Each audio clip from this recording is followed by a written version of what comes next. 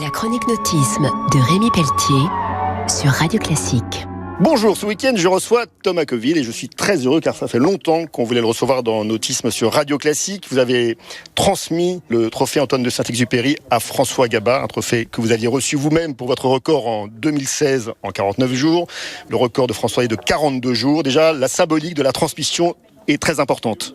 Quand je bats moi le record de Francis Joyon et que Francis Joyon bat celui d'Hélène Bacquarture, on est déjà dans cette transmission, dans le fait que finalement c'est aussi d'expliquer au grand public le travail qui est fait derrière, par tout un milieu. Quand on s'en va dans ce genre de record, que ce soit d'ailleurs le trophée Jules Verne et là le trophée Saint-Exupéry en solitaire, on ne sait pas, on découvre. Il faut avoir l'humilité de s'en aller et de découvrir qu'au fur et à mesure du parcours, ça va être faisable ou pas. Antoine de Saint-Exupéry, on en parle un petit peu, poète, romancier, journaliste, aventurier, il avait tout. Il avait tout pour lui et on n'est pas capable de faire autant de choses.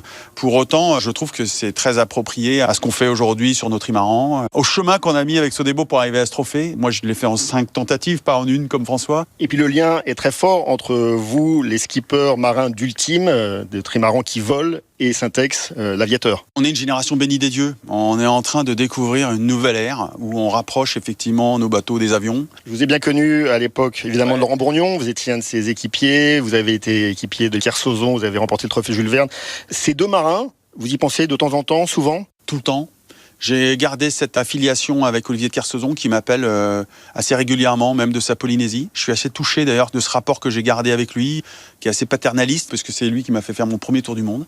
Je pense que Laurent aurait pu jouer avec nous. C'était complètement sa philosophie, son état d'esprit. Il avait une tête un peu de petit prince. Laurent, on l'appelait comme ça d'ailleurs, le petit prince. C'est pas un peu, c'est tout le temps que j'y pense. Un grand merci. Je recevais donc Thomas Coville, le skipper de Sodebo, qui part pour de nouvelles aventures sur un nouveau trimaran. On se retrouve très vite pour Nautisme sur Radio Classique. Au revoir. C'était la chronique nautisme sur Radio Classique.